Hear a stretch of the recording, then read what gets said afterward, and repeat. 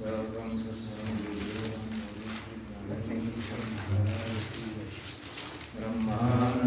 परमसुखदं केवलं ज्ञानमूर्तिं ब्रह्मादिकं जगन्सुदृश्यं सर्वमस्यादिलक्ष्यं केवलं नित्यं ब्रह्मचलं सर्वधी साक्षीभूतं भावातीतं त्रिगुणरहितं सद्गुरुं तं नमामि विनायकं नमामि सागरेणामिषितं येषां चरणसान्निध्या जीवामुक्ता भवन्ति सर्वैव विद्यार्थं ज्ञानानन्दपरायणं विनायकं वन्दे भगवन्तं ज्ञानप्रतापविलसत्वचनामृतं च अद्वैतभावपटुतायितबुद्धिरहस्य ज्ञानेश्वरस्य भगवानवतीर्णदेव श्रीरङ्गनाथगुरुराय नमस्तुभ्यं श्रीरङ्गनाथं गुरुराजवर्यं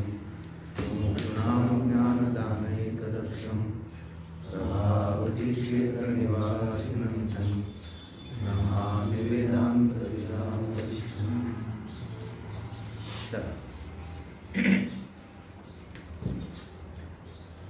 प्रश्न क्रमांक 76. पाप पुण्याचा करता व त्याचे फल सुख दुःखांचा भोगता मी नाही व झालं का नाही? सुरू आहे का? सुरू आहे. हां बरं. 76 नाही?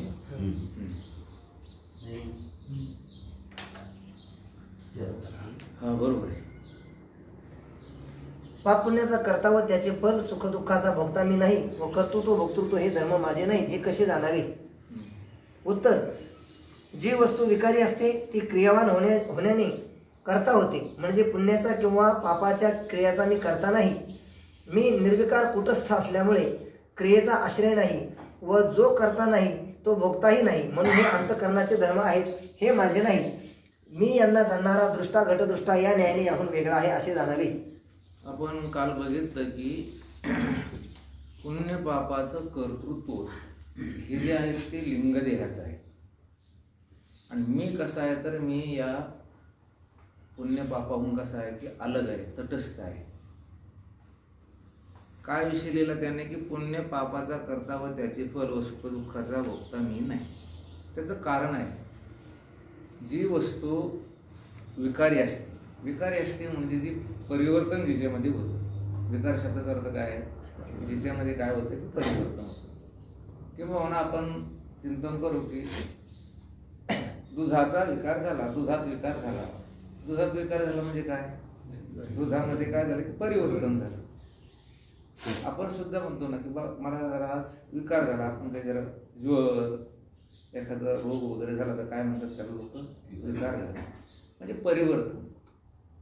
तर जी वस्तू मुळात विकारी असते, परिवर्तनशील असते, तर ती क्रियावान होत असते. काय होत असते? तिच्यात क्रिया होती ना. विकारी म्हणजे तिच्यामध्ये काय होती? क्रिया होती.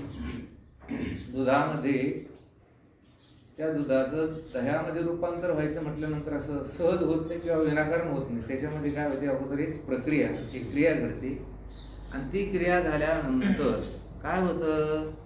क्रियावान होण्याने करता होते. म्हणजे ती जी गोष्ट आहे की तिच्यात एकदा क्रिया झाली, जी विकारी असते, क्रिया झाली. आता हे कशाच्या जडाच्या बाबतीत आहे, पण आपल्या स्वतःच्या आत्मस्वरूपाच्या संबंधी असं आहे की आपल्यामध्ये कुठल्याही प्रकारचा काही नाही की विकार नाही. याचा अर्थ आपण त्या विकाराचे आश्रय सुद्धा नाही. हे जे एवढं मोठे समजा हे विश्व झालं, हा संपूर्ण विकार झाला, याचा आश्रय सुद्धा आपण नाही. तर मग क्रियावान झाल्याने ती वस्तू काय होते? करता होते. आणि करता झाल्याने काय होते की ती वस्तू काय होते? मग भोगता होते. काय लिहिलं त्यांनी? म्हणजे पुण्याच्या किंवा पापाच्या क्रियेचा मी करता नाही. मी निर्विकार कुटस्थ असल्यामुळे क्रियेचा आश्रय नाही. मी निर्विकार आहे, मी कुटस्थ आहे आणि त्याच्यामुळे मी क्रियेचा आश्रय नाही. या ज्या सर्व क्रिया होतात ना, आता आपण त्याच्यावर दररोजच बोलतोय की ज्याच्या विना ती क्रिया होत नाही, पण तो त्या क्रियेशी संबंध व संबंधित नाही. आता का आश्रय का त्याचा? नाही. म्हणून क्रियेचा तो आश्रयही नाही. असं तुम्हाला वाटेल की रज्जू सर्पाचा आश्रय कोण आहे, रज्जूवर बसलेल्या सर्पाचा आश्रय रज्जू आहे असं तुम्हाला वाटतं. पण खरं ते रज्जूच्या दृष्टीने कोणाचा आश्रय आहे? हा, सर्पाच्या दृष्टीने तुम्हाला अधिष्ठान म्हणता येईल का? काय रज्जू हे त्याला काय आहे? अधिष्ठान आहे. पण रज्जूच्या दृष्टीने जर चिंतन केलं तो रज्जू कोणाचा आश्रयही नाही आणि कुणाचं त्या ठिकाणी क्रियावानही नाही. म्हणजे त्याच्या ठिकाणी काही नाही. तो कसा आहे? कूटस्थ, निर्विकार, असंग, अविकारी असं त्याचं काय की स्वरूप आहे. व जो करता नाही तो भोगताही नाही. आपण काल याच्यावरती बोललो की जी वस्तू किंवा जो मनुष्य करता होतो तो काय होतो? भोगता होतो. मुळात काय झालेलं आहे? मुळात असं आहे की हा कुटस्थ, निर्विकार, असंग असा होता आहेच. कसं काय अज्ञानाला काही कळालं नाही. त्याच्यामुळे काय झालं? तो ज्ञाता झाला. म्हणजे काय झालं की मी याला जाणतो, हे मला कळतं. असं जेव्हा त्याच्या ठिकाणी होतं त्याला काय म्हणायचं? ज्ञाता. बरं, ज्ञाता हा आपोआपच ज्ञाता होईल का ज्ञे समोर आल्यावर होईल? ज्ञे समोर आल्यावर. ज्ञाता, ज्ञान आणि ज्ञे ही काय की त्रिगुण. हा असा साक्षी होता. जसा बल्ब साक्षी आहे, सूर्य साक्षी आहे, तसं आपण कशी आहोत? मुळात साक्षी. पण मला हे कळतं, मी याला जाणतो. मग हे सगळे पदार्थ काय झाले? ज्ञेय. म्हणजे साक्षीचा काय झाला? ज्ञेय, ज्ञाता. बर, ज्ञाता राहत ज्ञाता होता होता काय झाला? तो करता. म्हणजे याची पदावन्नती होऊन राहिली का पदोन्नती होऊन राहिली? पदावन्नती. त्याला काय म्हणायचं? अवनती म्हणजे खाली येऊन राहिला. पदच्युत, त्याच्या मूळ पदावरून मूलच ठिकाणाहून तो काय होऊन राहिला? खाली होऊन राहिला. म्हणजे साक्षी खरं तर कुटस्थ, मुळात कसा आहे तो? कुटस्थ. साक्षी सुद्धा म्हणायची त्याला गरज नाही. पण हा संपूर्ण व्यवहार तुमच्या समोर आल्यानंतर तुम्ही असं म्हणायला पाहिजे की मी ह्याचा कोण आहे? साक्षी आहे. पण तुम्ही साक्षी समजायला तयार नाही. मग काय झालं? तो ज्ञाता झाल्यानंतर काय झाला? करता. जैसे खालारा धावे पाणी, भ्रमर पुष्पाची घाणी. ज्ञानोबराने याचं सुंदर चिंतन केलं. पाणी कसं ते खाली खाली पळतं. भ्रमराने एकदा पुष्प बघितलं की तो त्याच्यावर पळतो. पारवा हा पारवीला पाहिले की सगळं अंग टाकून देतो. असे ज्ञानोबराने बरीच दृष्टांत दिली की वरून खाली येतो तो. तसं हा ज्ञेयाचा बघा पाहून हा ज्ञाता खाली खाली यायला लागला. मग करता झाल्यानंतर काल आपलं चिंतन झालं की शेवटी तो कोण होतो? भोक्ता. साक्षी खरं तर त्याच्या अगोदर मूळतः तुम्ही कुटस्थ चैतन्य, त्याच्यानंतर काय झाले? तुम्हाला काय नाव आलं? साक्षी. मग ज्ञाता, नंतर करता आणि नंतर भोक्ता. माऊली ज्ञानोबराने याच्यासाठी सुंदर उदाहरण दिलं, सुंदर दृष्टांत दिला. तेच रागी प्रतिमल्लाचा, गोसावी सर्व दळाचा, रथो सांडोनी पायाचा होय जायसा. ज्ञानेश्वर माऊलीनं सुंदर उदाहरण दिलं. पूर्वी राजा निवडण्याची एक वेगळी पद्धती होती. कुठली? राजा जर मृत पावला मग त्याच्या अंत्ययात्रेला लोक आले की ती वरमाला एका हत्तीनीच्या सोंडीमध्ये द्यायची आणि त्या हत्तीनीनं ज्याच्या गळ्यामध्ये ती माळ घातली तो कोण व्हायचा? राजा. ते आयमकच होतं म्हणा. ते काही एवढं काही फारसं नव्हतं. आता एक तसंच आहे. आता दुसरं तरी काय? बहुमत ज्याला तो काय? आमदार.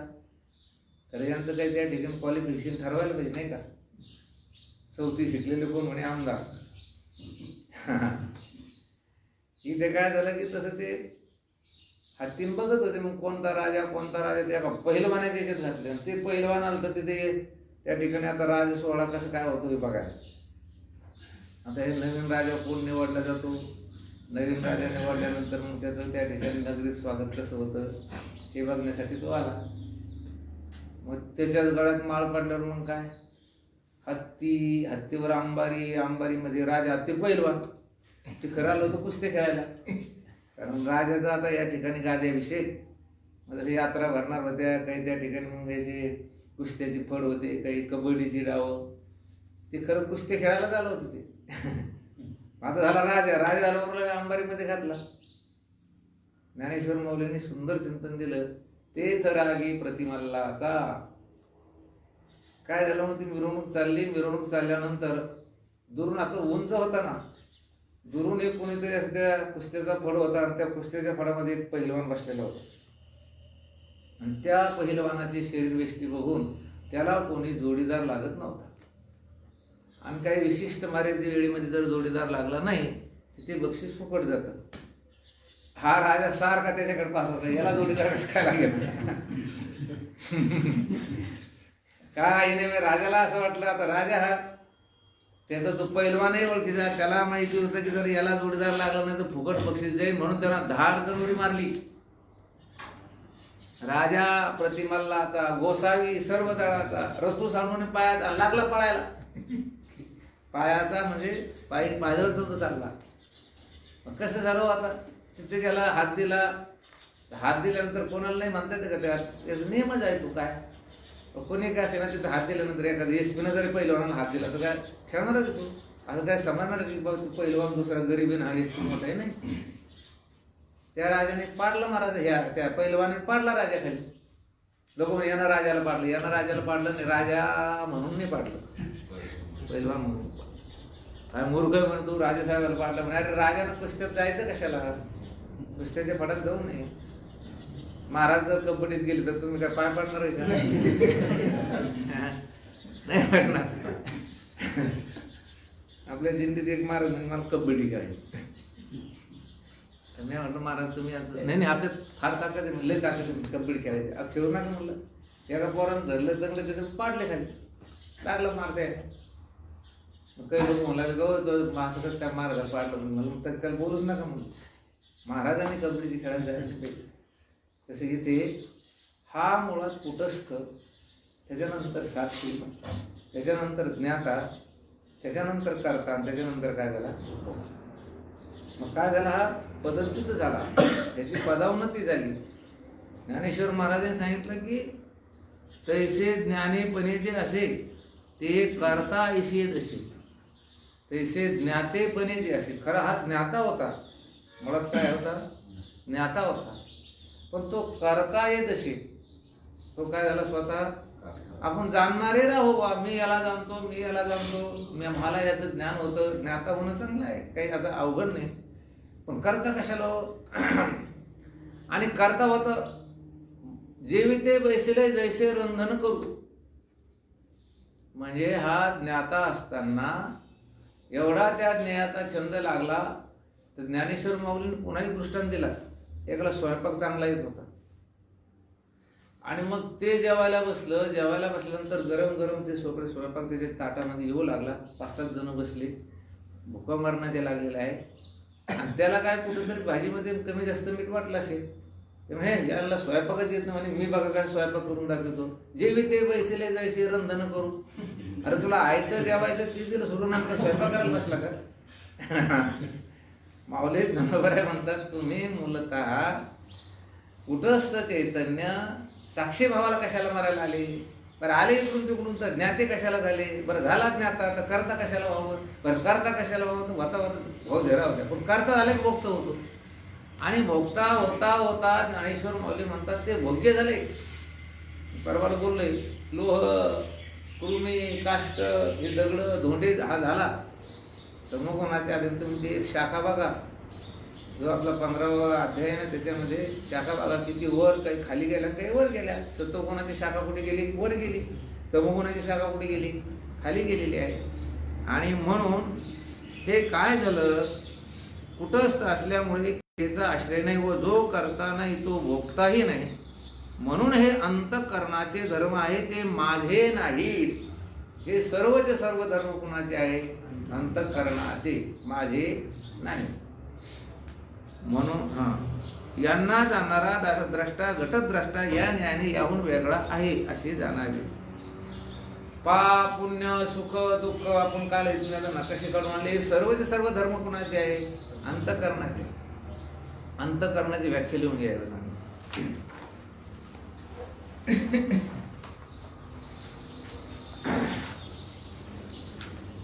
शरीरामध्ये राहणारा, सर्व शरीरास व्यापून टाकणारा शरीरामध्ये राहणारा व सर्व शरीरास व्यापून टाकणारा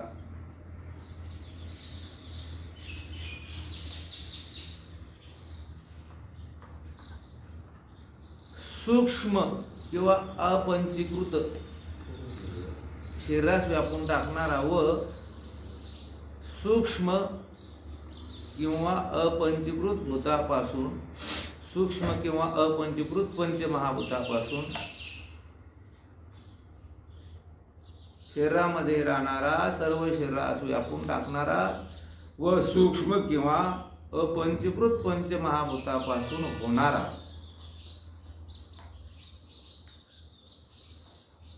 असा जो अविद्येचा विवर्त नामक परिणाम त्याला अंतःकरण असे म्हणतात.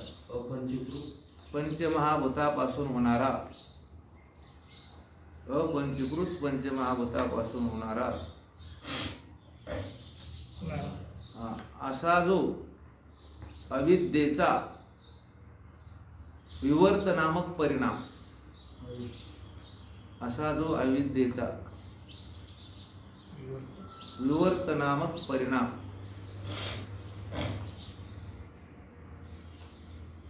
त्यास अंतःकरण असे म्हणतात.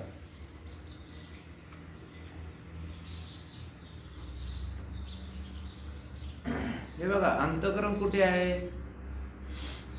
असा जो अविद्येचा विवर्त नामक परिणाम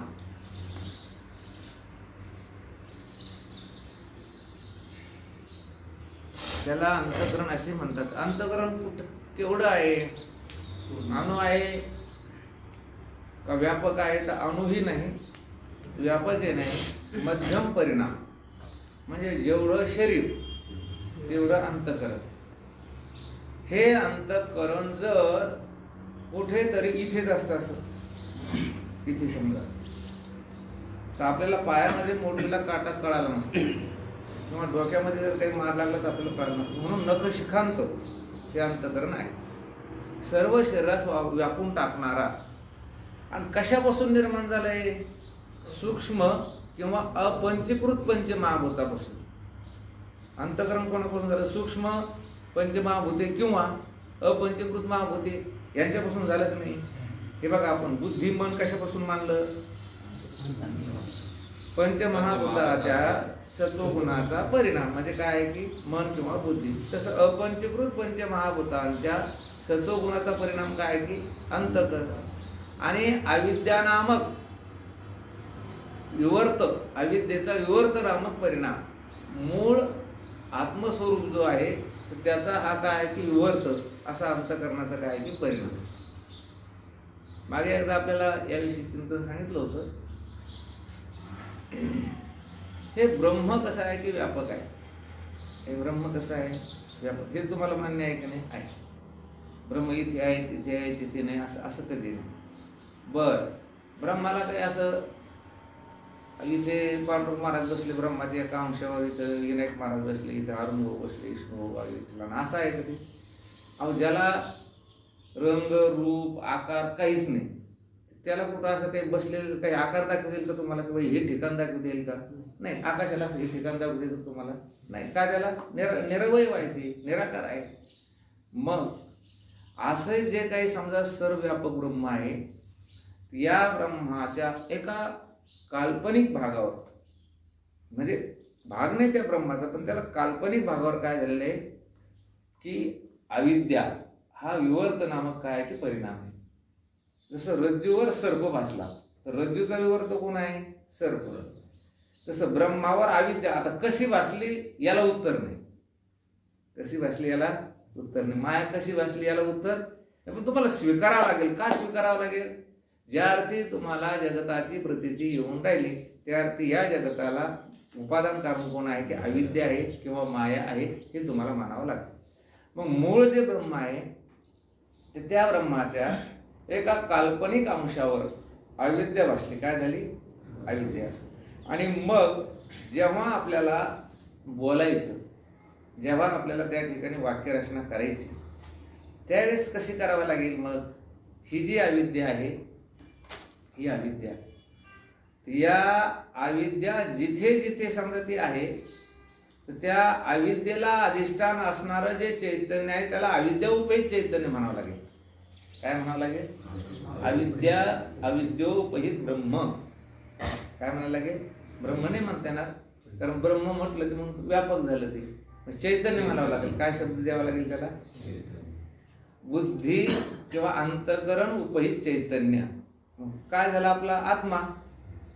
अंतकरण उपहित चैतन्य कोण झालं? आत्मा. आता अविद्योपहित चैतन्य, घटोपहित चैतन्य, पटोपहित.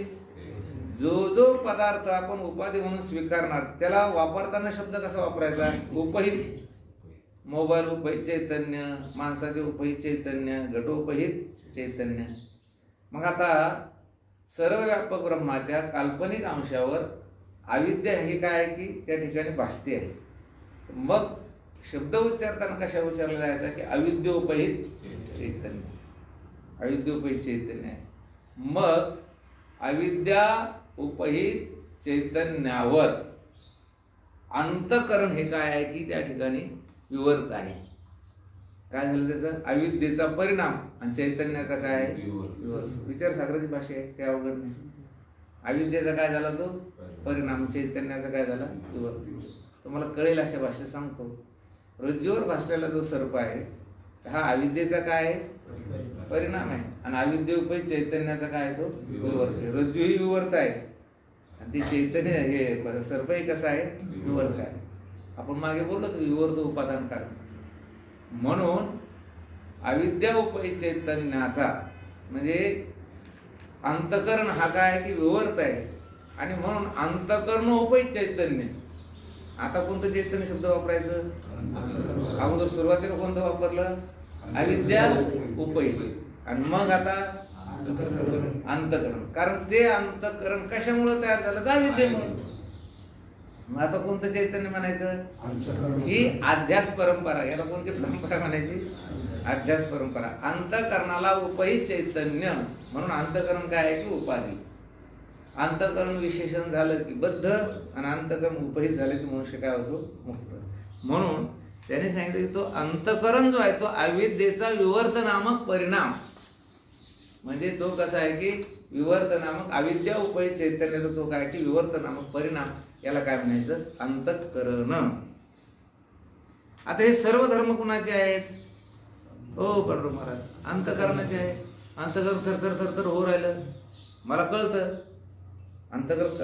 आता घाबरायला तुम्ही धडधड धड करायला लागली छाती. कळतं की नाही तुम्हाला? आम्हाला कळतंय. कोणाला कळतंय? ज्याला कळतं ते तुम्ही. ज्याला कळतंय ते तुम्ही. चला वाचा पुढे. प्रश्न 77वा. इहलोक परलोक या ठिकाणी गमनागमन माझे धर्म नाही हे कसे जाणावे? आता आपण त्या नकाशामध्ये बघितलं होतं. इहलोक परलोक गमनागमन. इहलोक म्हणजे या मृत्यू लोकामध्ये मुंबईला जाता, घरी येता, शेतात जाता, घरी येता, आश्रमावर येता, परत घरी जाता. हे जे गमनागमन आहे हे धर्म कोणाचे? उत्तर. अंतकरण लिंगदेह परिच्छिन्न आहे. याचे प्रारब्धाच्या जोराप्रमाणे गमनागमन संभवते. हे अंतकरण परिच्छिन्न आहे. गमनागमन जाणं येणं व्यापकामध्ये घडत असतं का परिच्छिन्नामध्ये? परिच्छिन्नामध्ये. व्यापकामध्ये जाणं येणं नाहीये. कसं तुम्हाला सांगतो. जसं आकाश जे आहे ते इथे आहे, मुंबईला आहे, संपूर्ण विश्वामध्ये आहे. मग ते आकाशाला जाणं येणं आहे का? का नाही जाणं येणं? ते व्यापक आहे. परिच्छिन्न पदार्थ इकडून तिकडे जात असतो. तर अंतकरण हे कसं आहे? तुमचं अंतकरण वेगळं, माझं अंतकरण वेगळं, यांचं सगळ्याचे अंतकरण कसे आहे ते वेगळे वेगळे आहे. मग अंतकरण इकडे तिकडे काय होतं की जातं. परत परलोकाला कोण जाते? अंतकरण. अंतकरण म्हणजे कोण? चिदाभास. चिदाभास म्हणजे कोण? हे सगळं इंद्रियाचा तांडा. हे सगळं जिकडे परलोकाला जातंय, खाली येतंय, नरकाला जातंय. आपण जातोय तो का? आपण कसे आहोत? व्यापक. देश काल वस्तू भेद मावळला, आत्मा निर्वाळला विश्वाकार. देश परिच्छेद, काल परिच्छेद, वस्तू परिच्छेद आपल्याला नाही.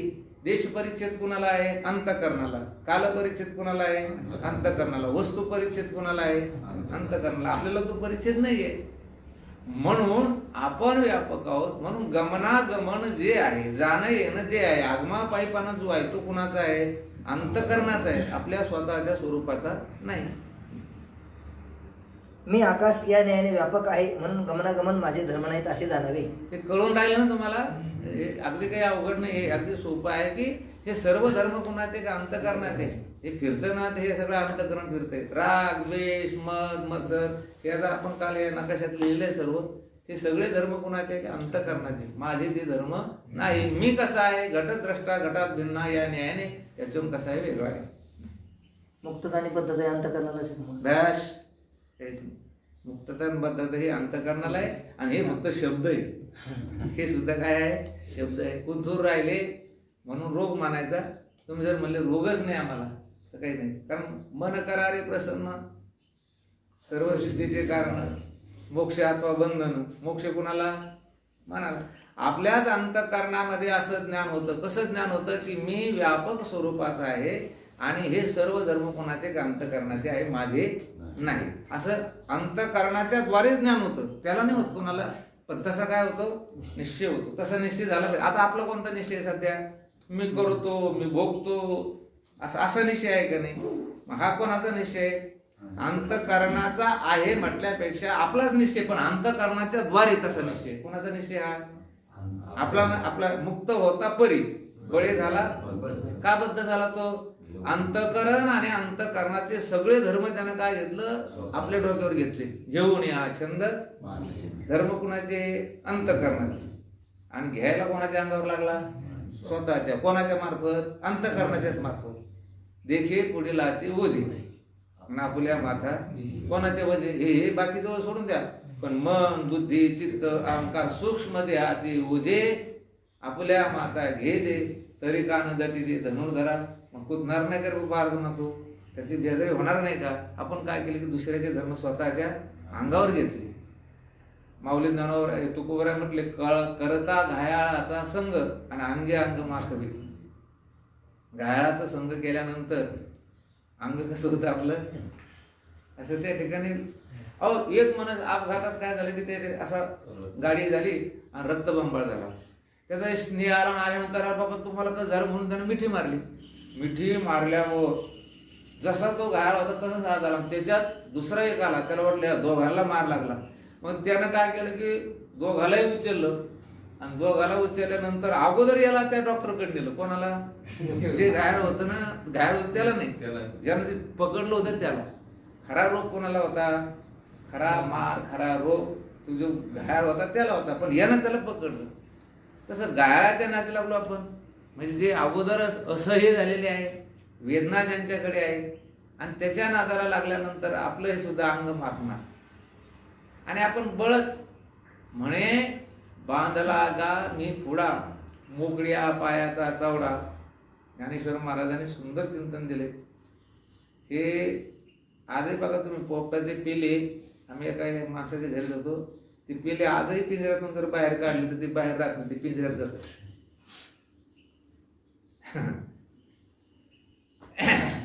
माऊली ज्ञानोबाने फार सुंदर दृष्टांत दिला. वायाची मान पिढी, ते पोपट असा, ते असे एक लोखंडी असा रॉड असतो, त्याच्यात एक अशी बारीक नळी घातली असते, तर लोखंडी रॉडला असं बांधलेलं असतं, आणि ती जी नळी असते ती कुणीकडे फिरते असते. आणि पोपट येऊन त्याच्यावर बसला की एकदम त्याच्या वजनानं काय होतं की ते असं खाली जातं. ते पाय जे आहेत ते घट्ट पकडते नळीला, आणि ते उलट होतं असं. उलटा झाल्यानंतर आता वास्तविक त्यानं जर सोडलं तो खाली पडेल का जमिनीवर? नाही. का? त्याच्या पंखामध्ये तेवढी काय की शक्ती आहे. पण त्याला उंच असा आकाश दिसतो. त्याला वाटतं मी सोडलं तर आता लय लांब जाऊन पडून तिकडे. त्याला ते खाली वाटतं, त्याला पण इकडे वाटते. ते बसताना कसा बसला तो? असा बसला सोयीचा, आणि झाला तो उलटा. आणि उलटा झाल्यामुळे काय होतं, तर मग त्याला वाटतं अरे बाबा कुठं काय हे पावा तर वर काहीच नाही, सगळं त्या ठिकाणी नुसतं महाआकाश दिसतं. आणि मग ते तसा त्या ठिकाणी पकडतो, त्याला ओढतो तो माणूस, ओढतो पण तो सोडित नाही. तसं आपलं झालं. आपण काय झालं, या अंतःकरण रूपी नळीवर बसलो, आणि आपल्याला वाटतं की हे गेलं की मी पडन. अंतःकरण मेलंय काय राहिलंय काय, अहो आपण दररोज अंतःकरणाला सोडून देतो. आजच थोडं सोडलं आपण. अंतःकरण इंद्रिया वाचून रात्रभर राहतो आपण. राहतो का नाही? अंतःकरणा वाचून इंद्रिया वाचून.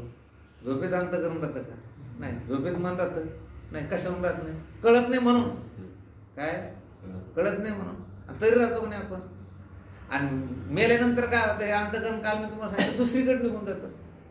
म्हणून मी घटद्रष्टा घटात भिन्न हा या न्यायाने त्याच्याहून कसं आहे की वेगळा.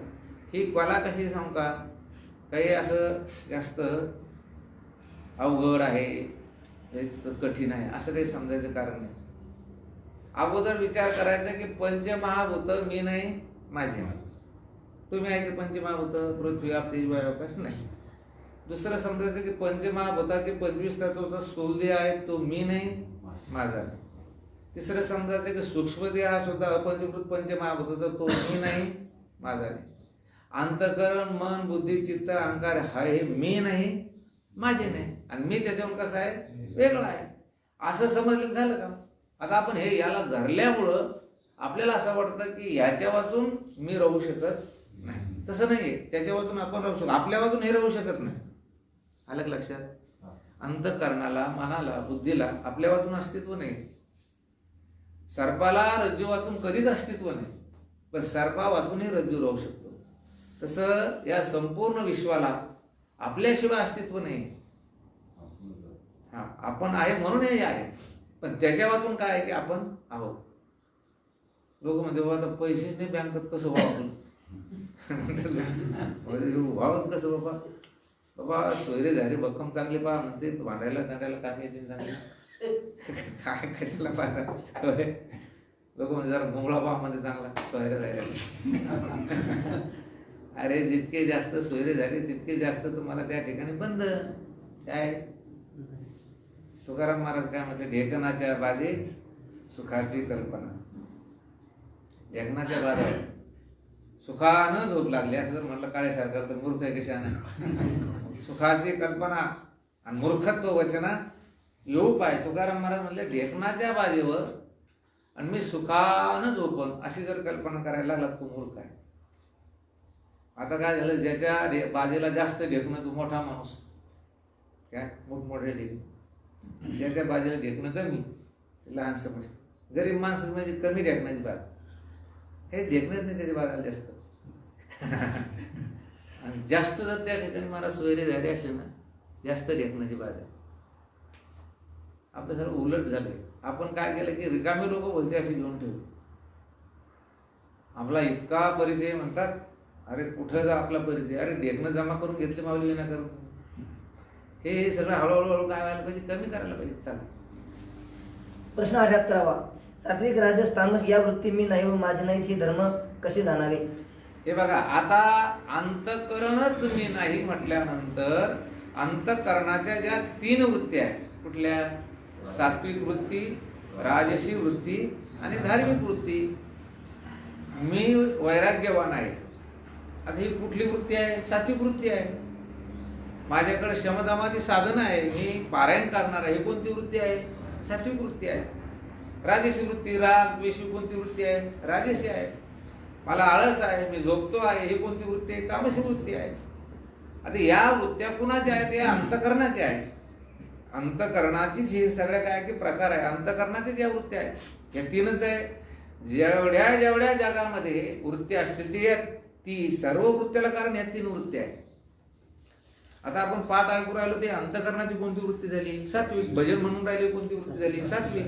विवेक, वैराग्य, तीर्थ यात्रा, नामस्मरण, जप, तप हे अंतःकरणाच्या कोणत्या वृत्ती आहेत? सात्विक. राजसी वृत्त्या राग, द्वेष, लोभ, मद, मत्सर ह्या कोणत्या वृत्ती आहेत? राजसी आहे.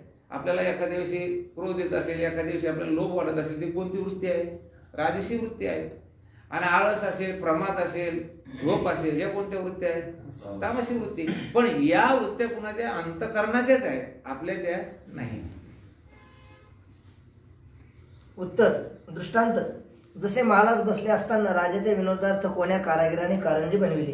हे बघा, आता याच्यावर दृष्टांत दिला. कसा दृष्टांत दिला? दृष्टांत कशासाठी दिला हे अगोदर ध्यानात ठेवा. काय दृष्टांत? आपल्याकडे पूर्वी ते वारले आमच्यापेक्षा मोठे महाराज होते, लक्ष्मण महाराज गारखेडकर म्हणून.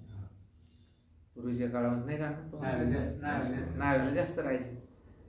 ते म्हणायचे दृष्टांत ध्यानात ठेवा, असं नाही म्हणायचे, सिद्धांत ध्यानात ठेवा आणि दृष्टांत आहे का असं नव्हतं म्हणते. ते काय म्हणायचे, तुम्ही मी सांगतो तो सिद्धांत ध्यानात ठेवा आणि गोट खुशाल आहे का. म्हणायचे ते गोठी हा न पुसता गोठी तरी देव का सोडी ते गाठी. गोट शब्द काय आपल्याला वाटतं म्हातारी माणसं म्हणायचे अरे मग गोट ऐक ना तू. आपल्याला काय वाटायचं हे येड्याने बोलते लोक. मग तो आणि आता काय काही माणसं बा मी इतकी शिकलेली माणसं पाहिली, खूप शिकलेले, लांब गेलेले ते, पण ते जास्त शुद्ध बोलायला पाहते. मी असं पाहलं शब्दार्थ खरं उजडलं. पाहिलं शब्दार्थ पाहिलं नाही, त्याला पाहिलंच म्हणायला पाहिजे. काय म्हणायला पाहिजे, पाहिलं. हे जे आपण रूप पाहतो ना, मी पाहिलं असंच म्हणायला पाहिजे. मी पाहिलं असं म्हणलं की उजडलं. आजी सर्व इंद्रिया पाहले म्हणजे उजाडले. पाहिले शब्दार्थ काय. आता बरेच लोक म्हणते मी असं पाहिलं आणि त्यांना वाटतं आपण फार शुद्ध बोलतो. ते लक्ष्मण महाराज काय म्हणायचे, तुम्ही एक काम करा, सिद्धांत ध्यानात ठेवा, गोट खुशाल आहे का. तसं आपल्याला सिद्धांत ध्यानात ठेवायचा आणि आता गोट खुशाल वाचायचं. सिद्धांत कोणता आहे की मी जो आहे तो अंतःकरणाहून कसा आहे की वेगळा आहे. सुख दुःख गमनागमन पुण्यपाप हे सर्व धर्म कुणाचे आहे, अंतःकरणाचे. हे जसे अंतःकरणाचे धर्म आहेत तद्वतच सात्विक राजसी तामसी या 3 वृत्त्या सुद्धा कुणाच्या आहेत, अंतःकरणाच्याच आहेत. आता सात्विक वृत्ती असेल, आता सात्विक वृत्तीची क्रिया वेगळी आहे, राजसी वृत्तीची क्रिया वेगळी आहे, तामसी वृत्तीची क्रिया वेगळी आहे. आता आपल्याच अंतःकरणामध्ये तमोगुणी वृत्ती तयार झाली तर आपण थोडं वाईट वागण्याचा काय करतो की त्या ठिकाणी विचार करतो. राजसी विचाराला तर थोडे रजोगुणी वागतो, सात्विकी विचाराला तर थोडं आपण सत्वगुणी वागतो. पण याच्यासाठी एक दृष्टांत दिला कसा की जसे महालात बसले असताना राजाच्या विनोदार्थ कोण्या कारागिराने कारंजे बनविले.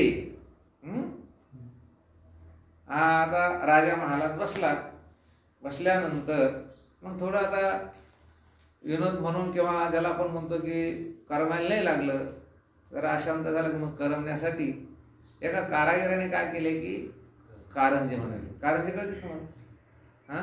हे नाही म्हणत, करंजे नाही फवारे. कारंजे शब्दार्थ काय कारंजे म्हणजे काय, फवारे. असे 3 फवारे 4 फवारे 5 फवारे मोठमोठे चौकामध्ये नसतात का, तुषार संध्या रात्रीच्या वेळेला काय करतात ते मोटर वगैरे सुरू करतात, लाईट बिट मारतात. तसे एका कारागिराने राजाच्या विनोदार्थ राजा महालामध्ये बसला असताना 3 प्रकारचे कारंजे बनवले. या कारंजेची किल्ली फिरवल्याने त्यातून पाण्याच्या 3 धारा निघतात. किल्ली म्हणजे काय, आता आपण त्याला वॉल म्हणू, काय म्हणू, पाण्याचा फार मोठा प्रभाव आहे, दबाव आहे, प्रेशर आहे, टाकी मोठी गच्च भरलेली वर आणि खाली काय की एक त्यांना असे वाल केलेला आहे, कॉक केलेले आहे. ते कॉक फिरवला, किल्ली फिरवली, कारण ते काय होतं सुरू होते. या 3 धारांच्या प्रवाहरूपाने अनंत धारा निघतात व किल्ली बंद करताच त्या 3 धारा बंद होतात व एकटा राजाच बाकी राहतो. बस राजा असा बसला, त्याला जर बोर झालं त्यानं काय करायचं, आपलं असं ते कॉक फिरवला, मुळात 3 धारा निघायच्या आणि 3 धारा निघाल्यानंतर त्या 3च वर चालतात का नाही, ते अनंत तुषार तयार होतात, बारीक बारीक बारीक असा फवारा तयार होतो की विचारूच नका ते. म्हणजे मुळात 3 धारा. मुळात तर खरं काय आहे की एकच पाणी, पण पुढे त्या कारागिरानेच अशी योजना केली, कॉक फिरवला, किल्ली फिरविली, बरोबर 3 धारा निघाल्या की तिथून अनंत धारा निघतात. बस राजाला त्या ठिकाणी असं वाटलं की आता बस करावकडे पाहायचं. ती किल्ली बंद केली, कॉक बंद केला की धारा बंद. आता कोण एकटाच राजा. पुन्हा बसला तर बोर झाला, पुन्हा फिरलं, पुन्हा ते असं अनंत धारा. पुन्हा आता मनाला प्रसन्न वाटलं, केलं पण एकटाच. सिद्धांत शरीर स्थूल शरीर रूप महालात अधिष्ठान कुटस्थ रूपाने परमात्म रूप राजा स्थित झाला आहे. हे बघा, आता हा झाला दृष्टांत. तसं कुटस्थ चैतन्य आत्मचैतन्य हा काय की स्थूल शरीरारूपी महालामध्ये काय आहे की राजा एकटाच बसलेला आहे. तो असं स्थूल शरीर काय आहे, महाल, याला काय म्हणायचं, महाल. फार सुंदर महाल आहे, याच्यामध्ये आपण राजे बसलेलो आहोत. याच्या विनोदार्थ हे बघा, ज्ञानेश्वर महाराज म्हटले, जे सिद्धांताच्या सिंहासनी राज्य करती त्रिभुवनी, जे पूजती कोकिलवनी आनंदाच्या. सिद्धांताच्या म्हणजे ब्रह्मचैतन्याच्या सिंहासनावर हा राजा बसलेला आहे. म्हणजे ब्रह्मचैतन्य स्वरूपच आहे. राजा म्हटलं की त्याला काय पाहिजे, सिंहासन. राजाला काय राहतं, सिंहासन. ज्याला सिंहासन असतं तो राजा. म्हणजे राजाला सिंहासन असतं, प्रधानाला आसन असतं, आणि प्रजेला उठणं बसणं असतं.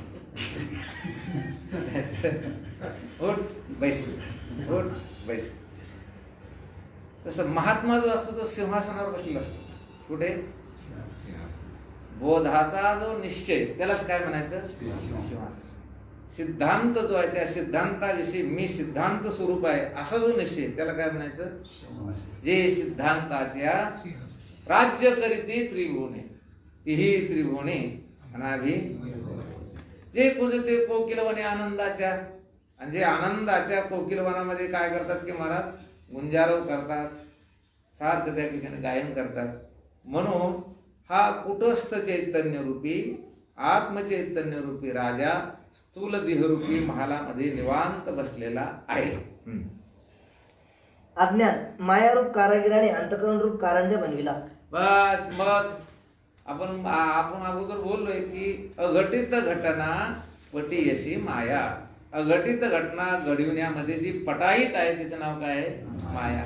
आणि मग त्या मायेने काय केलं, ते कारंजा बनविले.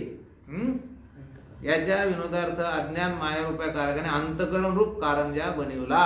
कोणता कारंजा, अंतकरण. हे बघा, आपण त्या 15व्या अध्यायामध्ये ते संसार वृक्षाचं वर्णन बघून घ्या किंवा ते फोटो पहा तुम्ही त्याच्यात. ठाकरे महाराजांच्या ज्ञानेश्वरीमध्ये फार सुंदर काढलेला आहे.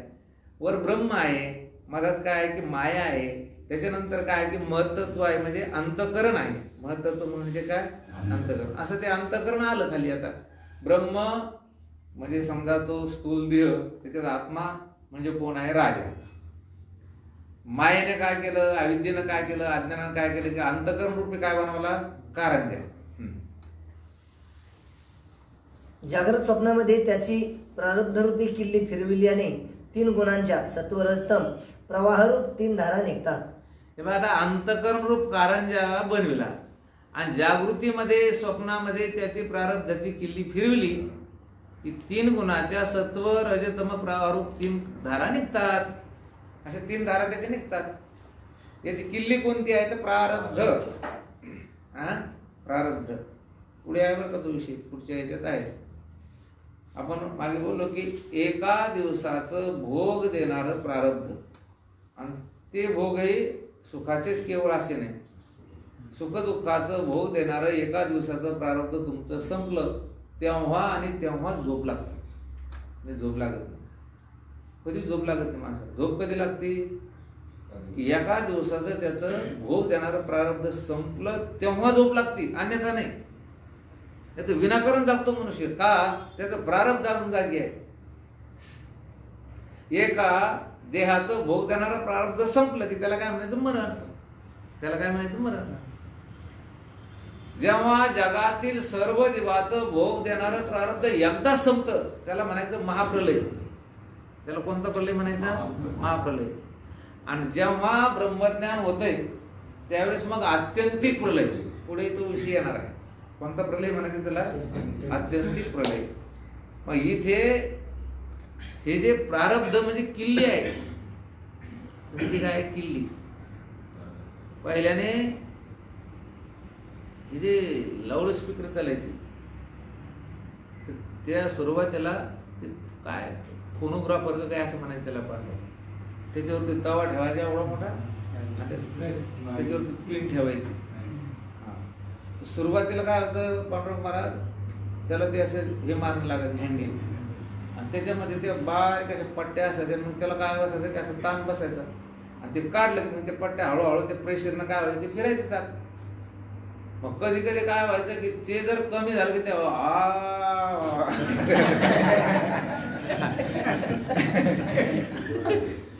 महिलाचा आवाज असा तर पुढे भीमसेन जोशीचा आवाज यायचा असा. पुन्हा जोऱ्यानं मारला, जास्त जोऱ्यानं फिरलं की पळायचं ते असं. काय होती ती किल्ली. त्याच्यानंतर मग लाईटवर आलं मला वाटतं ते, मग बटन दाबलं मग त्याच्यावर 1 2 3 असं काय असायचं खूप मजा होती बाकी. आणि मग तसं आपली प्रारब्धाची किल्लीच आहे. आपली काय प्रारब्धाची किल्लीच आहे. आज काय घ्यायचं लय बेजार होऊ राहिले त्याची किल्ली ढिली झाली.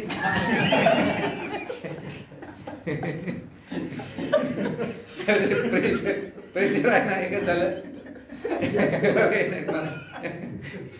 पाहिलेलं आहे ते.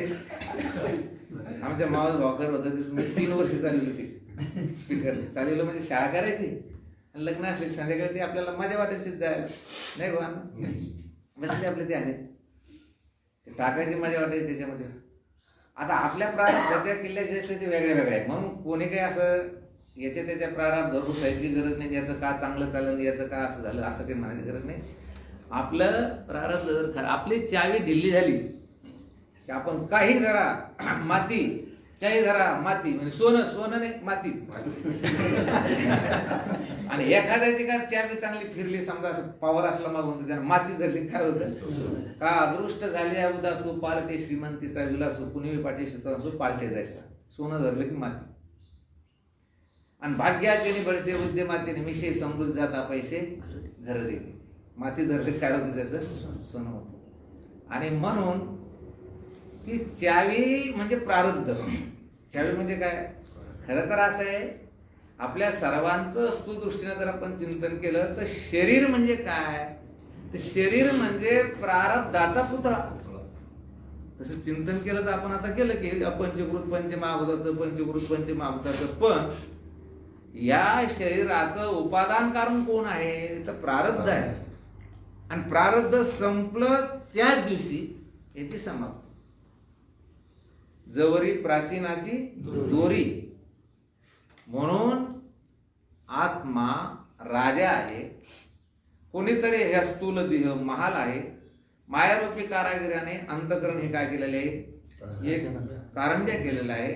आणि प्रारब्धाची याला काय आहे, किल्ले आहे, चावी आहे, कॉक आहे. होतंय काय मग, एका दिवसाचं भोग देणारं प्रारब्ध याला संपलं, याला काय लागते झोप. प्रारब्धानं आता किल्ली याची काय झाली, काढून घेतली ना, म्हणजे बंद केली, हे झोपलं. बस प्रारब्ध त्याचं संपलं की झोप लागते. प्रारब्ध भोग देण्यासाठी सन्मुख झालं, कार्योन्मुख झालं, सकाळी जागो. आता खरं सांगा आपण सर्वजण एकाच वेळेवर सकाळी सर्वांना जाग येतो का वेगळ्या वेळी म्हणजे काही लोकांना कारण नसताना ते जितके जास्त झोपतील तितकं घर आनंदी, गाव आनंदी, तरी ते 3 वाजता उठतील. किती वाजता उठतात ते.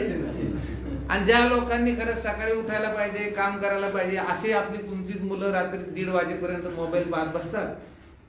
सकाळी 11ला उठतात, 9ला उठतात, 10ला उठतात. का हे आपलं म्हणणं आहे की याच्यामुळे उठते आणि त्याच्यामुळे उठत नाही. ठीक आहे, ते प्रारब्ध, त्याचं प्रारब्ध तितकं त्याला ते संध्याकाळी ते काय करतं जागी होतं, सकाळी काय करतं की त्यानं उशिरा त्याची किल्ली फिरवली उठली.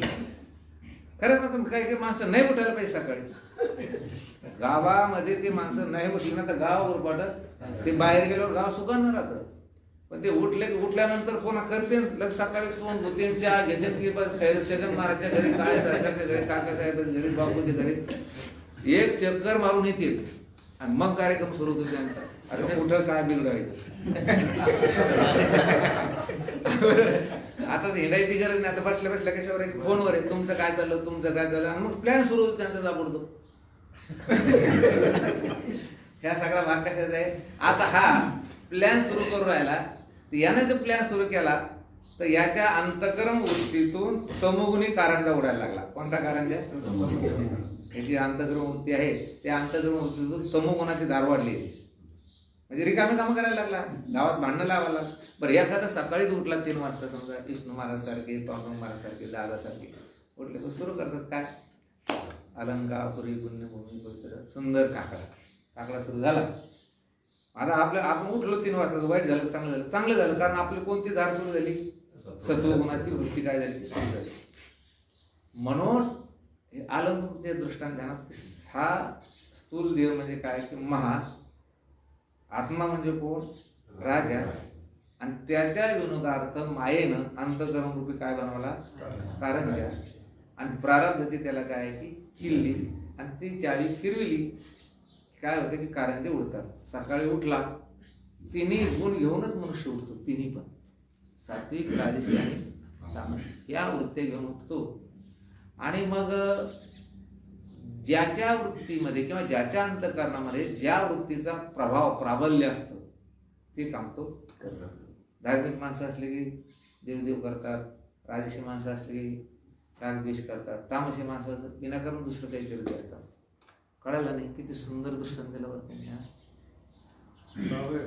माझ्या मते अत्यंत बुद्धिमान निर्दोष आहे, नाही तर इतकं सांगायची गरज नाही. मला कसं आहे, माझं कसं आहे की बा समोर ऐकणारा याला काहीच कळत नाही असं म्हणून सांगतो. आणि पुन्हा तुम्ही माना हल्ल्यानंतरच मग आपण पुढे जातो ना. तुम्हाला तर तुम्ही समजा माना हल्लेले तेव्हाच पुढे जातो. आता सोडून दे नवीन मुलं 1-2 समजा, पण कळल्याशिवाय आपल्याला पुढे जायचं. परत काय होतं की आता परत काही शेवटी येईल एखादी वेळ किंवा आपण असं म्हणत नाही किंवा सांगायची वेळ पण पुन्हा सांगितलं जात नाही. आणि इतकं मागं नाही सांगितलं ना, हे ऐकणारच हे विष्णुबंत हे सगळे ऐकणारे, पण इतकं नाही सांगितलं. म्हणलं आता चला. या 3 धारांतून अगणित वृत्त्या उठतात. किती वृत्ती आहे बरं, किती वृत्ती आहे, अगणित फवारे. नुसतं फवाराच सुरू राहिला आपल्याला, अगणित इतके फवारे निघते या 3 वृत्त्यातून. संपूर्ण विश्व म्हणजे 3 वृत्त्याचा फवारा, संपूर्ण विश्वच आहे ना. तुम्ही जगामध्ये जा ना, आता तुम्हाला असं वाटतं हे लोक बेकार, हे लोक चांगले, तसं काही नाही. फवारा फवाऱ्यात राहायचं आपलं मस्त. आपल्याला ज्या फवाऱ्याखाली चांगलं वाटतं त्या फवाऱ्यात. लग्नामध्ये लोक कुठे जातात, फवाऱ्यात जातात. आता आपण आता समजा जातात, आपण इतके लोक गेलो, आता आपण एवढे लग्नाला चला, इतके तुम्ही इतके चला. आता बापूच्या गावातले 10-5, अण्णाच्या गावातले 10-5 अरुण भाऊचे तुमच्या सगळ्या गावात, त्या लग्नात गेल्यानंतर आपण आपले तुम्ही एका जागेवर येणार का, तुम्ही दुसऱ्यात बसणार? खरं सांगा. हे सात्विक फवाऱ्यात येते. काही जे रजगुंडा ते गप्पा करण्यात त्याच्या फवाऱ्यात नसते. फवाऱ्या आता दिसत नाही, ते फवाऱ्यावरून दिसतात का, फवाऱ्यावरून दिसत नाही. पण जो आता तुम्ही लग्नात आपण एका ठिकाणी बसतो की नाही, मग तुम्ही दुसरीकडे काय जात नाही. दारू पिणारे, सिगरेट पिणारे, त्याच काय अहो तुमचा मुळात कारांचं स्वरूप कोणतं आहे जास्त, सत्वगुणाचं. पण तुम्ही सत्वगुणाची फवारे द्या असेल ना, तमगुणाची फवारा कशाला जाणार तुम्ही. आणि सुषुप्तीमध्ये प्रारब्ध कर्मरूप किल्ली बंद झाल्याने या वृत्तीचा भावाभावांचा प्रकाशक आनंदरूप केवळ परमात्मरूप राजा बाकी राहतो. आता हा महत्वाचा भाग आहे. काय हे फवारे कधी आहे की जागृतीमध्ये, स्वप्नामध्ये आल्यानंतर. परंतु एका प्रारब्धाचं त्याचं ते भोग देणारं संपलं प्रारब्ध, याला काय लागते, झोप. मग झोप लागल्यानंतर आता किंचित बंदच झाली. आपण सांगितलं काय, एका दिवसाचं भोग देणारं प्रारब्ध संपलं की त्याला झोप लागते. मग आता ती किल्ली काय झाली, बंद झाली. मग अंतःकरणाच्या वृत्त्या बंद झाल्या. अंतःकरण कारणात म्हणजे अज्ञानात काय झालं, लीन झालं. मग आता कोण, आता एकटाच राजा. एकटाच तुम्ही राहता का नाही, एकटेच राहता. आपल्याला भीतीची गरजच नाही. आपल्याला काय भीती बाळगायची खरंच गरज नाही. फक्त आपले उगाच परेशानी होणे काही म्हणून सांभाळायचं. नाही तर आपण असं कधी असं वाटू द्यायचं नाही, आता माझं कसं होईल असं कधी वाटू द्यायचं नाही. शरीराला रोग झाला तर कसं होईल. अरे आपण अंतकरणा वाचून, शरीरा वाचून, या सगळ्या वाचून राहू शकतो आणि आताच राहतो असं नाही, पूर्वीपासून आपण ऐकलं. म्हणून एकटा राजारात होतो. निळा म्हणे एकला ऐकलं, न होणे एकना अनेक. मग तिथे काय एकटा. खरं तर देव जसा जग झाला ना तसंच आपण जग होतो. एकी एकटाचे असोनी एकला. एकटाच आहे की नाही आपण. आणि पुढे नंतर मग सकाळी उठला की झाला अनेक झाला. म्हणजे काय झाला, अंतकरण जागी होतं, त्याच्यातून 3 कारण जे निघतात आणि त्याच्यातून मग काय सुरू होतो, व्यवहार. आणि हे राहणार का बरं का, नाही तर व्यवहार झाला नसता. काय झाला नसता. सत्वगुण लोक पाहिजे, रजगुण लोक पाहिजे, तमगुण लोक पाहिजे. त्याच्यात काय होतो असा व्यवहार. चला झोपेमध्ये म्हणजे अंधकरण हे राहत नाही का मग. नाही ना मला मग हे जे काही गोष्ट सांगा. इतकं शिकून तुम्ही नाही विचारा तुम्ही. भीती एखाद्या वेळेस लाईट वगैरे बंद असतात, स्वप्नात जी गोष्ट झाली मग माणूस धडधड करतो, घाबरायसारखं उठून बसला तरी त्याचं दोन्हीचं हे जात नाही. मग तुम्हाला सुसुप्तीने स्वप्नच कळालं नाही मला. नाही दोन्ही अवस्था असतात कधी नाही कधी. नाही, दोन्ही अवस्था कधीच राहत नाही. माणूस जागा झाला असतो पण भीतीची मागची ती कायम असते. नाही, पण आता मला काय म्हणायचं की स्वप्नामध्ये अंतकरण हे अज्ञानात लीन असतं. कुठं असतं, अज्ञानात लीन. म्हणजे त्या ठिकाणी अंतकरणाला कुठल्याही प्रकारचे, फक्त मला काही कळत नाही एवढी एक अविद्यावृत्तीची स्मृती तिथं नाही राहत.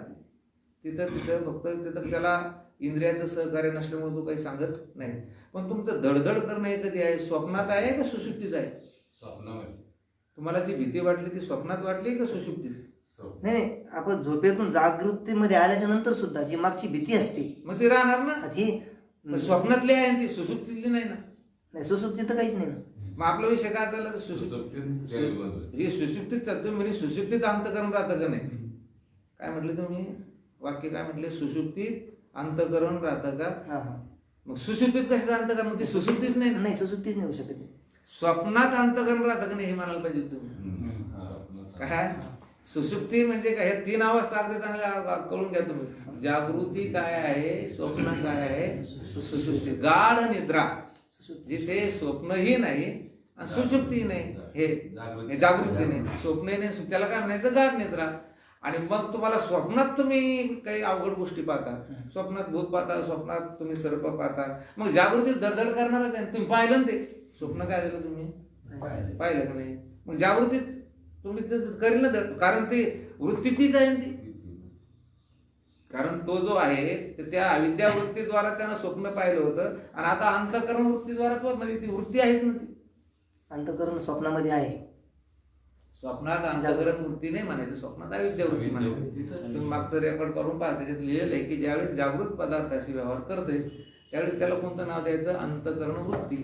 आणि स्वप्नातील पदार्थाशी ज्यावेळेस आपला व्यवहार होतो त्याला कोणती वृत्ती म्हणायची, अविद्या वृत्ती. अंतकरण वृत्ती ही जी आहे त्या व्यावहारिक म्हणजे ईश निर्मित पदार्थाशी व्यवहार करताना ती करते. आणि जेव्हा स्वप्न बघतो आपण त्याचं कारण आहे की प्रातिभाषिक पदार्थाशी व्यवहार करताना त्याला कोणती वृत्ती म्हणायची, अविद्या वृत्ती म्हणायची. नाही तर मग हे जागृतीचे पदार्थ आणि ते पदार्थ एकच झाले असते, सारखे झाले असते. ते झाले असते ते सुषुप्ती. तुमच्या बोलण्यात चुकलं असेल. सुषुप्ती मी याला विचारला तो प्रश्न, स्वप्न जाग असल्यावर पडतं का झोपल्यावर पडतं. बरं जाऊ कळालं का, कळालं काय सुषुप्ती म्हणजे काय, तिथं काहीच कळत नाही. स्वप्न दिसत नाही, जागृती नाही, फक्त गाढ झोप अशी अवस्था असते की नाही तुमची असते. त्या अवस्थेसाठी हे सगळं चाललंय आपलं. तुम्हाला आनंद कधी मिळतो, सुषुप्तीतच गाढ झोप. तुम्ही बघा ना, तुम्ही किती खायला द्या, प्यायला द्या, पाहायला द्या, पैसे द्या आणि त्याला मग झोपू नको. तो काय म्हणतो, मला काही नका देऊ, फक्त झोपू द्या. कारण झोपेमध्ये स्वतःचा काय आहे की आनंद आहे. झोपेत म्हणूच नका तुम्ही आता आणि झोपेत पाहिला असं म्हणलं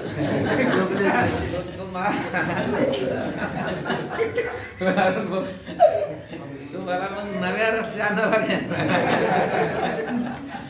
स्वप्नात पाहिलं म्हणा. काय म्हणा तुम्ही, स्वप्नाचे समजा आपण पाहिलं हम्म. ते जागृतीत आठवतं, हम्म. पण जागृतीत जे आहे घडलं ते हम्म. स्वप्नात आठवत नाही, याचं कारण त्याचं कारण हे आहे, म्हणून जागृतीतले पदार्थ जे आहे ते स्वप्नापेक्षा निकृष्ट आहे. कसे आहे ते? स्वप्नापेक्षा निकृष्ट आहे. स्वप्न तरी तुम्ही, तुमचा सर्वांचा एक दोष आहे, फक्त पहिलं ध्यानात ठेवीत नाही. काय ठेवीत नाही? आणि म्हणून मला परेशान होऊन लागू आहे. मी आता विषय तू काढ बाबा, माझ्यामध्ये अत्यंत मंद बुद्धी आहे. हा जो विषय आहे ना, शाळेमध्ये काय आहे? शाळेमध्ये कसं असतं, आता हे मुलं आहे, आता शाळेमध्ये काय आहे, मुलगा एकदा तो 10वीला गेला, त्याला 9वीचं सगळं पाठच पाहिजे असं काही नाही. त्याच्या डोक्यात काय आहे, फक्त 10वी. आता तर लय पुढे 10वीचं टेन्शन ना घेऊ म्हणते, आता नीटचं टेन्शन घ्या म्हणते, 12वीचं ऍडमिशन टेन्शन कोणतं घेते? नीटचं घेते. परमार्थात तसं नाही. परमार्थात तुम्हाला मागचे सर्व सिद्धांत ध्यानात ठेवावाच लागते. ध्यानातच ठेवावं लागेल की जागृत पदार्थ आपल्याला सत्य वाटते, स्वप्नातले पदार्थ आपल्याला कसे वाटते? मिथ्या वाटते की नाही? का वाटते ते? की जागृतीत आल्यानंतर ते कामाला येत नाही, म्हणून आपण त्याला मिथ्या म्हणतो. खोटे. बरं, तुमच्या भाषेत बोलायचं झाल्यास कसे आहे ते? खोटे. का जागा झाल्यावर ते कामाला येत नाही म्हणून? मग येत आहे का ते कामाला? नाही, म्हणून खोटं म्हणता. मग तुम्ही याला कसं काय खरं म्हणता? स्वप्नात कुठं कामाला येते? जसं पदार्थ जर वस्तुस्थिती नसतात त्यांना आपल्याला कधीही कामाला यायला पाहिजे. पाणी हे जे आहे की नाही, तर स्वप्नात ताण लागली तरी ह्या पाण्याने ताण भागायला पाहिजे. भागली का? नाही. आता हा झालाय दुसरा प्रकार. हा पहिला प्रकार तुम्हाला सांगितलं की जागृतीतले पदार्थ स्वप्नात कामाला येत नाही, स्वप्नातले पदार्थ जागृतीत कामाला येत नाही, जागृती स्वप्नातले पदार्थ सुषुप्तीत कामाला येत नाही. आपण तेच बोललो की स्वप्नामध्ये अविद्या वृत्ती राहते, पण तिथे इंद्रियाचं सहकार्य नसतं, म्हणून त्या स्वप्न पदार्थाची त्या ठिकाणी जागृतीत काय होते? स्मृती होते. काय होते? मग जागृतीमध्ये विषय असतात, इंद्रिय असतात आणि अंतःकरण असतं. पण स्वप्नामध्ये इंद्रिय राहत नाही ना. स्वप्नामध्ये काय राहत नाही? इंद्रिय राहत नाही. मग तिथे जर इंद्रिय असतं तिथेही तुम्ही स्मरण सांगितलं असतं ना. जागृतीतलं स्मरण तुम्ही तिथे सांगितलं नसतं.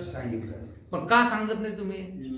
तिथे इंद्रियाचं काय लागतं? सहकार्य लागतं ना. इंद्रियाचं सहकार्य तिथे नाही ना. कुठे? स्वप्नामध्ये हाय बा. आता तुम्हाला जागृतीतले पदार्थ सत्य वाटतात का स्वप्नातील? जागृतीतले पदार्थ. बर, आता त्यांनी विषय काढला, ज्या पदार्थाचं एकदा स्मरण होतं ते पदार्थ खरे, त्याच्याचं दोनदा स्मरण होतं ते खरे. दोनदा स्मरण होते ते खरे.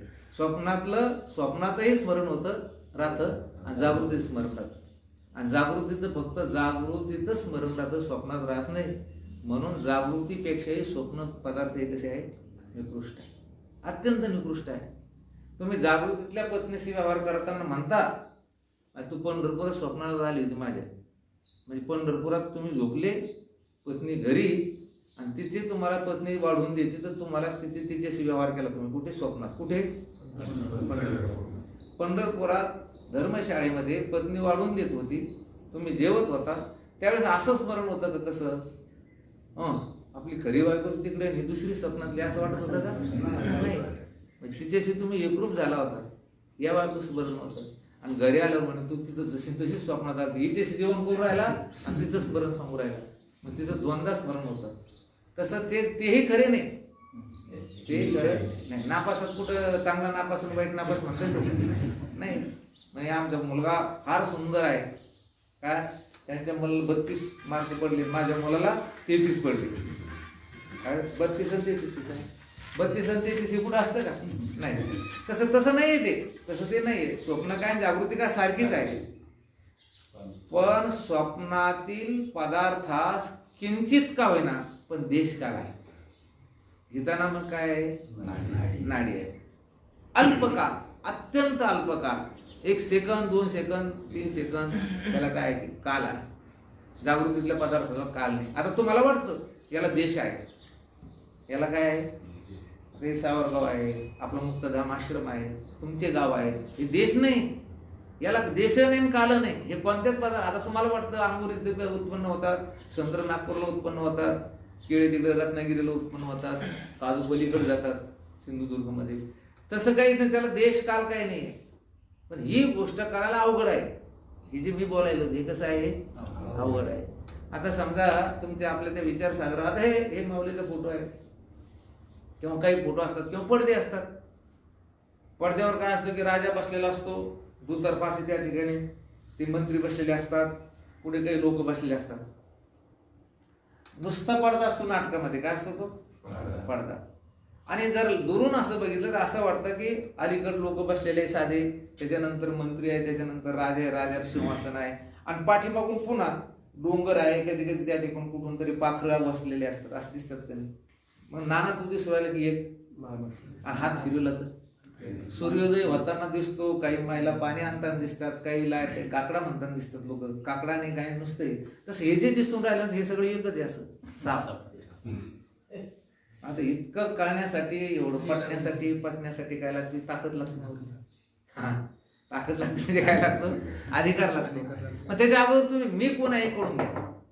काय करून घ्या तुम्ही, मीच ज्ञान झालं तुम्हाला, हे ज्ञान व्हायला उशीर नाही लागणार. मी जागृती. आता पुढं तिन्ही अवस्थाचं चिंतन आहे. आता स्थूल देहाचं चिंतन आहे, सूक्ष्म देहाचं, आता कारण देहाचं चिंतन. स्थूल देहाचं झालं, सूक्ष्म देहाचं. आपण असा विचार करा, मी झोपेत आहे आणि झोपेमध्ये अंतकरण नाही, इंद्रिय नाही. जागा झाला की अंतकरण, त्याच्यानंतर इंद्रिय, आणि ते अंतकरण काय होतं की 3 वृत्त्याच्या द्वारे हे सगळे फवारे सोडतात.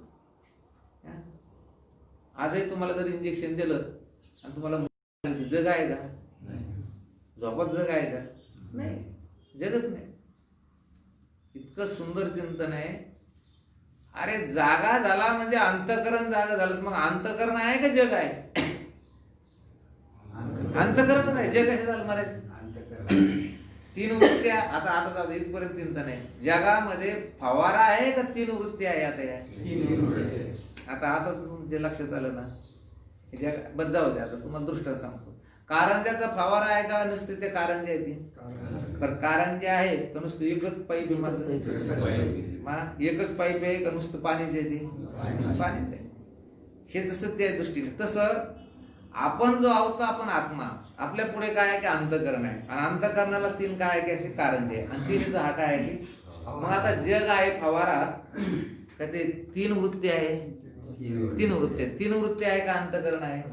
आणि अंतकरण आहे का मीच आहे? मीच आहे. मीच अंतकरणाच्या 3. आता वृत्त्याला तरी कुठं काय करतं? वृत्त्या जड आहे, अंतकरण कसं आहे? जड आहे. मग मी फक्त अंतकरणाच्या साहाय्याने या जगाचं काय करतो? प्रकाश करतो. 3 वृत्त्याच्या माध्यमातून काय करतो? म्हणून मीच आहे, बाकी काही नाही. मी कळाला तेव्हा तुम्हाला काय कळेल? म्हणून इथे सुरुवातीला त्याने सांगितलं की स्थूल देहाचा, सूक्ष्म देहाचा आणि कारण देहाचा मी कोण आहे?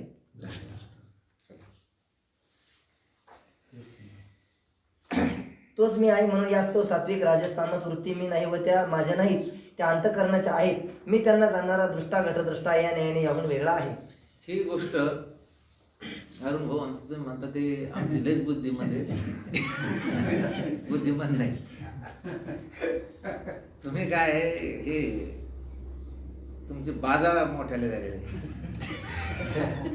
याच्यावर काय, याच्यावर नाही म्हणतात 1 घंटा 1.5 घंटा काय व्हायला पाहिजे, जरूर अभ्यास व्हायला पाहिजे. अभ्यास, त्याचा अभ्यास नाही होत ना तुमचा. आता हेच लिहायला तुम्हाला असं वाटलं ना ते काय लिहायचं म्हटलं.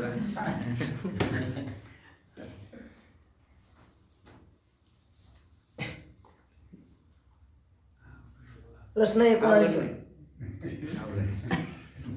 आता तुम्ही आवड करून बसले तर काय? आंधळ्या माणसाचं, आंधळा माणूस आहे ना, आंधळा, त्याला फक्त एकदा अभ्यासाचा सराव झाला तर तो कुठेही जातो.